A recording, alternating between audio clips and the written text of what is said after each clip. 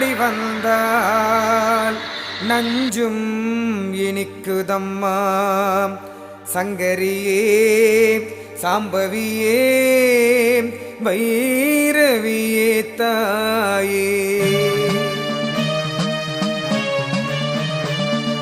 குலசை நகரில் குடிகொண்டருளும் முத்தாரி குங்குமத்தால் மக்கள் குறைகளை தீர்த்து